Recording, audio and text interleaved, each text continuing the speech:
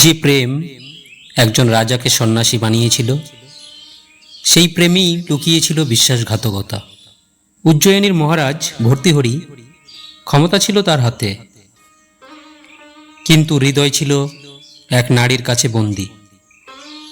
তিনি জানতেন না, যার জন্য জীবন উজাড় করে দিচ্ছেন, সেই ভালোবাসাই একদিন তার সবকিছু ভেঙে দেবে।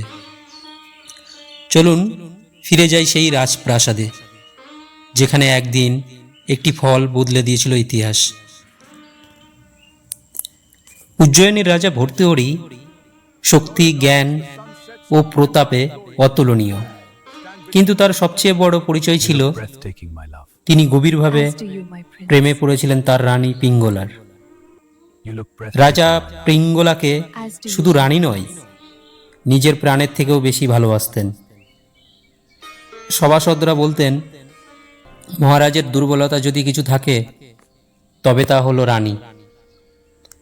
একদিন এক তপস্বী রাজসভায় এসে রাজাকে একটি আশ্চর্য ফল উপহার দিলেন। তিনি বললেন, এই ফল যে খাবে সে দীর্ঘায়ু লাভ করবে, তার যৌবন ও জীবন থাকবে অক্ষয়। রাজা ফলটি হাতে নিয়ে দীর্ঘক্ষণ চিন্তা করলেন। তিনি ভাবলেন, আমার অমরত্বের প্রয়োজন নেই, আমি চাই পিঙ্গলা যেন চিরকাল বেঁচে থাকে। এবং তিনি ফলটি রানীর হাতে তুলে দিলেন, প্রেমের নিদর্শন হিসাবে। কিন্তু এখানেই শুরু হলো রহস্য। লোককথা বলে, রানী পিঙ্গলা ফলটি রাজ্যের এক বিশ্বস্ত সেনাপতির হাতে দেন।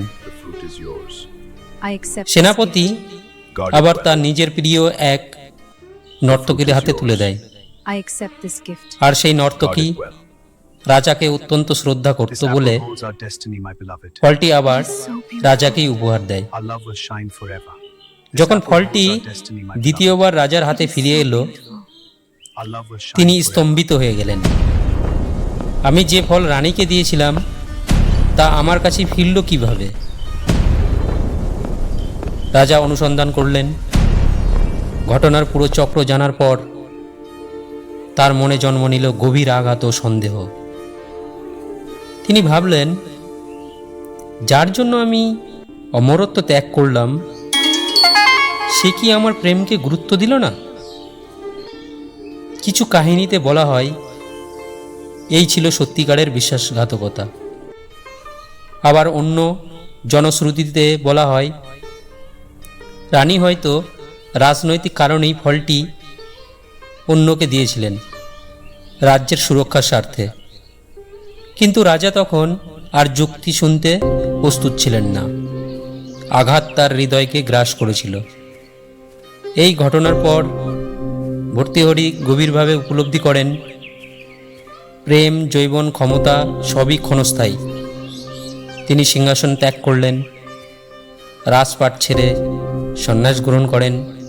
তার মন থেকে জন্ম নেয় বৈরাগ্যের শ্লোক, যা পরে বৈরাগ্য শতক নামে অমর হয়ে যায়। এই গল্প শুধু রাজা ভর্তৃহরির নয়, এটা আমাদের প্রত্যেকের জীবনের গল্প। কারণ আমরা সবাই কোনো না কোনো সময় বিশ্বাস করেছি, আর কেউ না কেউ সেই বিশ্বাস ভেঙেছে।